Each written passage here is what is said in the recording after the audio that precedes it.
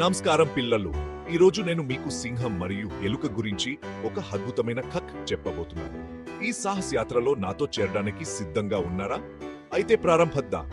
ఒకప్పుడు దట్టమైన అడవిలో ఒక బలమైన సింహం ఉండేది. అది అడవికి రాజు. అన్ని జంతువులు దాన్ని చూసి భయపడేవి. ఒక ఎండ్ మధ్యాహ్నం పెద్ద భోజనం తర్వాత సింహం ఒక నిద్రపోవాలని నిర్ణయించుకుంది. అది పెద్ద చెట్టు కింద చల్లని ప్రదేశాన్ని కనుగొని నిద్రపోయింది.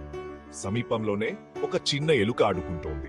ఆ ఎలుక అనుకోకుండా సింహం పంజా మీద పరిగెత్తి దాన్ని మేల్కొలిపింది. సింహం కోపంతో గర్జించి ఆ ఎలుకను తన పెద్ద పంజాతో పట్టుకుంది. నువ్వు నన్ను మేల్కొలపడానికి ఎలా ధైర్యం చేస్తావు అని అది గట్టిగా అరిచింది. చిన్న ఎలుక కైపడింది. దయచేసి బలమైన సింహమా, నన్ను క్షమించండి అని ఎలుక పిల్లి అరిచింది. మీరు నన్ను వదిలేస్తే నేను ఒకరోజు మీకు సహాయం చేస్తానని వాగ్దానం చేస్తున్నాను. సింహం పక్కపక్క నవ్వింది. నువ్వు నాకు సహాయం చేస్తావా? నీలాంటి చిన్న ఎలుక నాలాంటి పెద్ద సింహానికి ఎలా సహాయం చేయగలదు? కాని సరదాగా అనిపించి సింహం ఆ ఎలుకను వదిలేయాలని నిర్ణయించుకుంది.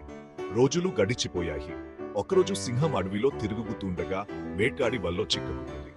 అది గర్జించి తప్పించుకోవడానికి ప్రయత్నించింది, కాని విముక్తి పొందలేకపోయింది. సింహం గర్జన విని చిన్న ఎలుక తన వాగ్దానాన్ని గుర్తు చేసుకుని సహాయం చేయడానికి పరుగెత్తింది. ఎలుక చిక్కుకున్న సింహాన్ని చూసి వాళ్ళ తాళ్లను కొరకడం ప్రారంభించింది. తాను పదునైన పట్లతో ఎలుక తాళ్లను నమిలి త్వరలోనే సింహం విముక్తి పొందింది. ధన్యవాదాలు చిన్న ఎలుక అని సింహం కథ చెక్కెక్తగా చెప్పింది. నువ్వు నాకు సహాయం చేయగలని నేను అనుకోలేదు, కానీ నువ్వు చేశావు. సింహం మరియు ఎలుక మంచి స్నేహితులయ్యాయి. ఆ రోజు నుండి చిన్న జీవి కూడా గొప్ప స్నేహితుడు కాగలదని సింహం నేర్చుకుంది. కాబట్టి నా ప్రియమైన స్నేహితులారా, ఎవరిని వారి పరిమాణాన్ని బట్టి తీర్పు చెప్పకండి.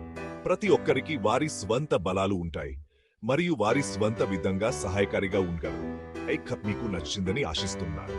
మరో అద్భుతమైన కథతో త్వరలో మళ్ళీ కలుద్దాం. అప్పటి వరకు బై బాయ్.